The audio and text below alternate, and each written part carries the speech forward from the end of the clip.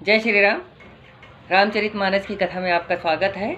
आगे है कि भगवान नारद जी को मोह हुआ था और वह हरि से सुंदरता मांग रहे हैं ताकि उनका विवाह हो सके। उनके मन में यह घमंड हो गया था कि उन्होंने कामदेव को जीत लिया है, तो भगवान ने जो माया रची है उसका निस्तार आगे कैसे होता है उसी की कहानी कथा चल रही है। आगे है, हरिसन मांगो सुंदरताई होई है जात गारु अति भाई, मोरे हितरी सम नहीं को यही अवसर सहाय सोई हो। भगवान से सुंदरता मांग लूं तो जाने में बहुत देर हो जाएगी। हरि के समान मेरा हित ऐसी और कोई नहीं है। इस समय वे ही मेरे सहायक हो सकते हैं। भगवान हरि ही मेरे सहायक हो सकते हैं।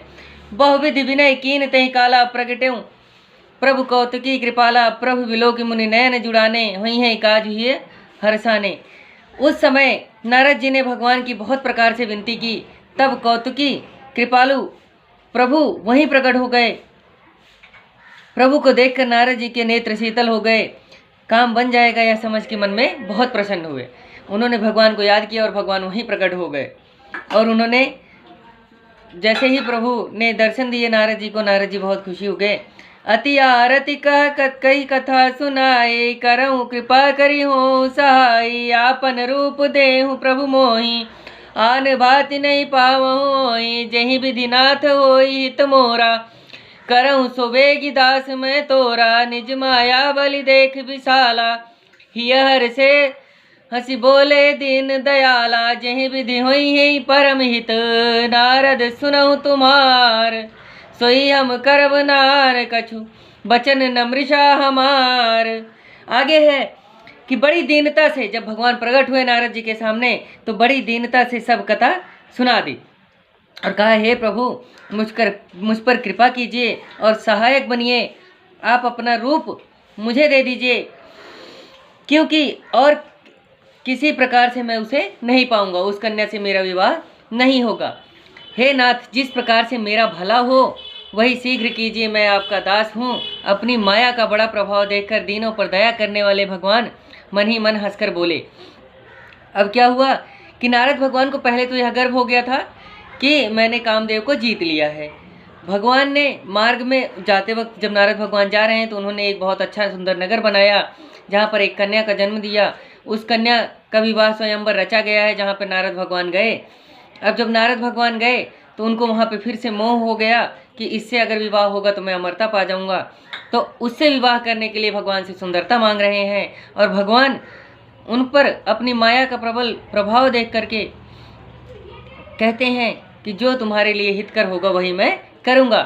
हे नारद जी सुनो, जिस प्रकार से तुम्हारा परम हित होगा हम वही करेंगे और कुछ नहीं, हमारा वचन मिथ्या नहीं है। उन्होंने कहा कि जिससे तुम्हारा भला होगा मैं वही करूँगा। कुपथ माग रुज व्याकुल रोगी, वैद न दे सुनहु मुनि जोगी, एहि विदहित तुम्हार मैं ठयऊँ, कही अस अंतरहित प्रभु भयऊँ, माया विवश भय मुनि मूढ़ा, समुझी नहीं हरि गिरा निगूढ़ा, गौने तुरत कहा ऋषिराई, जहाँ स्वयंवर भूमि बनाई, निज निज आसन बैठे राजा, बहु बनाओ करि सहित समाजा, मुनि मन हरस रूप अति मोरे, मोहित जी आने बहिरिन तोरे भोरे, मुनि हित कारण कृपा निधाना, दीन कुरूप न जाय बखाना, सो चरित्र लखि काहू न पावा, नारद जानी सबहि सिरुनावा, रहे तहाँ दुई रुद्रगण तेजा नहीं सब भेव, विप्रवेश देखत फिरई परम कौतुकी तेव। अब क्या होता है कि हे नारद जी सुनो, जिस प्रकार से तुम्हारा परम हित होगा वही हम करेंगे और कुछ नहीं, हमारा वचन मिथ्या नहीं है, ऐसा भगवान कह करके, हे मुनि सुनो, रोग से पीड़ित रोगी जैसे कुपथ्य मांगे तो वैद्य नहीं देता, इसी प्रकार मैंने तुम्हारा हित विचार लिया है। ऐसा कहकर भगवान अंतर्ध्यान हो गए। क्योंकि भगवान नारद को घमंड हो गया था, इसलिए उन्होंने ऐसा कहा कि अगर रोगी जो है कुछ कुपथ्य मांगे तब भी वैद्य नहीं देता है, ऐसा ही तुम्हारा मैंने हित समझा है, मैं तुम्हें अवश्य ही वह दूंगा जो जिससे तुम्हारा परम हित होगा। ऐसा कहकर भगवान अंतर्ध्यान हो गए। पर नारद भगवान को यह समझ में नहीं आया। नारायण की माया के वश में होकर के नारद भगवान यह समझ नहीं पाए कि भगवान क्या कहना चाहते हैं। पर उनको तो यही लगा कि भगवान ने अपनी सुंदरता मुझे दे दी है। ऋषिराज तुरंत वहाँ गए जहाँ पे स्वयंवर की भूमि बनाई गई थी, जहाँ पर विवाह उसका होना था। तो वहाँ पर गए, सब राजा अपने अपने समाज के साथ बन ठन कर समाज सहित बैठे हुए थे। मुनि के मन में बड़ी प्रसन्नता थी कि मेरा रूप सबसे बढ़कर है, यह राजकन्या मुझे छोड़कर भूल से भी किसी और को नहीं वरेगी, मेरे सिवा किसी और से विवाह नहीं करेगी। मुनि के हित के लिए कृपा निधन भगवान ने ऐसा कुरूप दिया था जो कहा नहीं जाता, यह चरित्र किसी ने नहीं जाना। नारद जानकर सभी ने सिर नवाया। भगवान ने उनको कुरूप दिया था, सुंदर मुखड़ा ना दे करके उन्होंने उनको भद्दा बनाया था।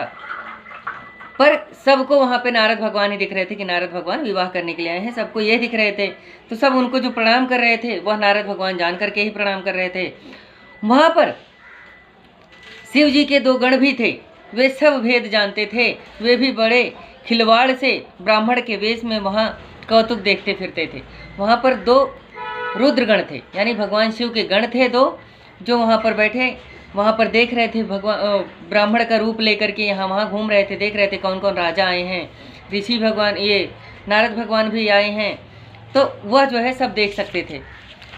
आगे, जही समाज बैठे मुनि जाई, हृदय रूप अहमिति अधिकाई, तहाँ बैठे महेश गण 2, विप्र वेश गति लखई न को। जिस मंडली में नारद मुनि अपने रूप का बड़ा घमंड लिए जाकर बैठे थे, वहीं महादेव जी के 2 गण बैठे थे, परंतु ब्राह्मण का रूप होने के कारण उन्हें कोई पहचानता नहीं था। ब्राह्मण का रूप होने के कारण उन 2 रुद्रगण को कोई और नहीं पहचानता था, नारद भगवान भी नहीं पहचान रहे थे, नारद भगवान भी उनको ब्राह्मण ही समझ रहे थे। करई कूट नारद सुनाई, नीक दिन हरि सुंदरताई, रीझे को राजकुंवर छवि देखी, नहीं बरई हरि जान विशेखी। मुनि मोह मन हाथ पर आए, हंसई शंभुगन अति सचुपाए, यद्यपि सुनई मुनि अटपट बानी, समुझिन परे बुद्धि मन सानी। काऊ न लखा सो चरित विशेषा, सो स्वरूप नृप कन्या देखा, मरकट बदन भयंकर देहि, देखत हृदय क्रोध भाते ही। सखी संग लय कुंवरी सब, चली जनुराज मराल, देखत फिरई महीप सब, कर सरोज जयमाल। जिस मंडली में नारद मुनि अपने रूप का घमंड किए जा कर बैठे थे, वहीं पर महादेव जी के 2 गण बैठे थे, परंतु ब्राह्मण का रूप होने के कारण कोई उन्हें पहचानता नहीं था। नारद जी को सुनाकर वह दोनों व्यंग करने लगे कि भगवान ने इनको इतनी अच्छी सुंदरता दी है कि राजकन्या इनको छोड़कर किसी और से विवाह करेगी ही नहीं, यह इतने सुंदर है। आगे, मुनि तो मोह में थे क्योंकि मन पराये हाथ में था, मन में क्या था कि विवाह हो जाए। तो शिवगण हंसी कर रहे थे। यही मुनि, यद्यपि मुनि उनकी अटपटी बातें सुन रहे थे, मुनि यही सुन रहे थे कि मुझे ही कह रहे हैं, मुझे ही ताना मारा जा रहा है, पर वह समझ नहीं पा रहे थे कि वो नारद को ऐसा क्यों कह रहे हैं वह रुद्रगण। यह विशेष चरित्र किसी ने नहीं जाना कि नारद भगवान नहीं है, कोई रूप इनका कुछ और है, या कोई और नहीं जान पाया। पर राजकन्या ने देखा कि इनका रूप अलग है, बंदर का मुंह है, भयंकर शरीर है। उसके हृदय में बड़ा क्रोध हुआ। जैसे ही राजकन्या ने नारद भगवान को इस रूप में देखा तो उसे बड़ा क्रोध हुआ। तब राजकन्या सखियों को संग लिए राजहंसनी के समान मंद मंद गति से चली और कमल स्वरूप हाथों में जयमाल लिए सब राजाओं को देखते हुए विचरने लगी। यहाँ वहाँ मतलब जहाँ जहाँ राजा बैठे हुए थे वहाँ जा जा करके राजकन्या देखने लगी और सबको देख रही है। और इसी में उन्होंने देखा कि नारद भगवान भी बैठे, पर नारद भगवान का रूप देख करके उनको बड़ा क्रोध आया। जहीं दिशि बैठे नारद फूली, सो दिशि देहि न बिलो की भूली, पुनि पुनि मुनि उकसई अकुलाही, देखी दशा हरिगन मुस्काई, धरि निप तनुता गयऊ कृपाला, कुंवरी हरई हरसि मेले जय माला, दुल्ही ले गए लक्ष्य निवासा, नृप समाज सब भयऊ निराशा, मुनियत विकल मोह मति नाटी, मन गिरी गई जन छूटी गांठी, तब हरिगन बोले मुस्काई, निज मुख मुकुर बिलो कहूँ जाई, यस कही दो भागे भय भारी, बदन दीख मुनि बारी निहारी, बेश बिलो की क्रोध अति बाड़ा, तिनहि सराप दिन अति गाढ़ा। श्राप क्या देते हैं कि हो निशाचर जाए तुम, कपटी पापी दो, हंसे हमई सो ले फल, बहुरी हंसे मुनि को। अब क्या होता है कि जिस ओर नारद जी अभिमान से फूले बैठे थे उस ओर राजकन्या भूल कर भी नहीं देखती। नारद बारंबार ऊपर उचकते हैं और घबराते थे। यह देखकर शिव जी के गण मुस्कुराते हैं कि राजकन्या उनको नहीं देख रही है, नारद भगवान को, जो कि भगवान हरि से सुंदरता मांग करके आए हैं, उसके बावजूद उनको नहीं देख रही। तो उनको मन में बड़ी उत्कंठा हो रही थी कि उनको देखें, उनसे विवाह करे। राजा का रूप बनाकर कृपालु भगवान वहाँ गए थे। उनको देखते ही राजकन्या ने प्रसन्न होकर के जयमाला उनको पहना दी। दुल्हन को लेकर के लक्ष्मी निवास भगवान वहाँ से चले और राज समाज को निराशा हो गई। नारद का मुनि का मोह से बुद्धि जो भ्रष्ट थी वह नष्ट हो जाने के कारण व्याकुल हो गए कि उनको लगा कि यह तो मणि मेरी थी, मेरे गांठी में थी, मतलब मैंने बांध रखी थी अपने से, और इसको कोई और ले जा रहा है। क्यों? क्योंकि नारद भगवान ने यह सोच लिया था कि अब तो मैंने भगवान जैसी सुंदरता पाली है, भगवान जैसी सुंदरता पाई है, तो मुझे छोड़ करके यह किसी और से विवाह नहीं करेगी। तो मन में जो मोह हुआ था, इस वजह से भगवान ने ऐसा किया। तब दोनों रुद्रगण हंस करके बोले कि अपना मुख दर्पण में जा करके देखो, क्योंकि नारद भगवान ने यह समझा कि वह जो सुंदरता उनके पास है वह भगवान की सुंदरता है। तो उन्होंने जा करके जब देखा रुद्रगण के कहने पर, ऐसा कह करके वे दोनों बहुत डर करके भागे। मुनि ने जल में झांक कर देखा तो उनका मुख, बंदर का मुख देखकर बहुत ही क्रोध बढ़ा। रुद्रगणों को महाघोर श्राप दिया। तब उनको क्रोध आ गया जब उन्होंने देखा कि मेरा मुंह तो ऐसा बना दिया जैसे बंदर का और शरीर ऐसा बना दिया जैसे ऋक्ष का।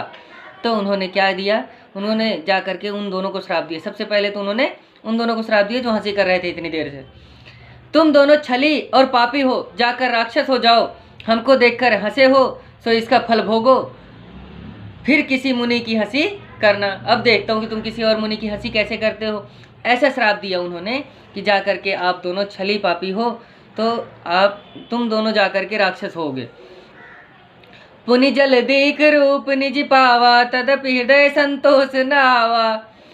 फरकत अधर कोप मन माई, सपति चले कमलापति पाई। देहु श्राप की मारी हो जाई, जगत मोरी उपहास कराई। बीचई पंथ मिले धनुजारी, संग रमा सोई राजकुमारी। फिर नारद भगवान ने जब जल में देखा तो अपना स्वरूप पाया। फिर जब जल में देखा तो फिर से अपना स्वरूप पा लिया उन्होंने। तो भी जी में संतोष ना हुआ, होंठ कांपने लगे, मन में क्रोध था। तुरंत कमलापति भगवान के पास चले। मन में सोचते थे कि जाकर या तो श्राप दे दूंगा भगवान को, या तो अपने प्राण दे दूंगा, या तो मैं मर जाऊंगा या तो उनको श्राप दूंगा। उन्होंने संसार में मेरी हंसी कराई है। बीच मार्ग में ही नारायण मिल गए। जब नारद भगवान को क्रोध हो आया था और उनका क्रोध परम उत्साह पर था, तब वहीं पर उनको भगवान नारायण मिले। साथ में लक्ष्मी और वही राजकन्या थी। वही राजकन्या, वही लक्ष्मी जी और वही भगवान नारायण उनको वहाँ रास्ते में ही मिल गए। बोले मधुर बचन सुर राई, मुनि कहाँ चले विकल की नाई। सुनत बचन उपजाति क्रोधा, माया बस न रहा मन बोधा। देवताओं के स्वामी भगवान मीठे वचन बोले, हे मुनि, व्याकुल हुए कहाँ जाते हो। यह सुनते ही मुनि को बड़ा क्रोध आया। माया के वश होने से नारद के मन में ज्ञान नहीं रहा। ज्ञान नहीं रहा का मतलब यहाँ है कि उनको क्रोध था, इसलिए वह उनको श्राप देने के लिए तैयार थे। तो उस क्रोध में उनका ज्ञान नष्ट हो गया था, तो वो शांत नहीं हो पा रहे थे। और हंस करके जब भगवान ने यह पूछ लिया कि कहाँ जा रहे हो, तो उन्होंने कहा कि सब तो इन्होंने ही किया है पहले से ही। तो उनको उस समय क्रोध आया। पर संपदा, अब क्रोध आया तो उन्होंने क्या बोला कि पर संपदा सकऊ नहीं देखी, तुम्हारे ईर्षा कपट विषेखी। मथत सिंधु रौद्रहि बौरायऊँ, सुरन प्रेरी विषपान करायऊँ। नारद जी कहने लगे कि तुम पराई संपदा देख नहीं सकते, मन में द्वेष और छल भरा हुआ है।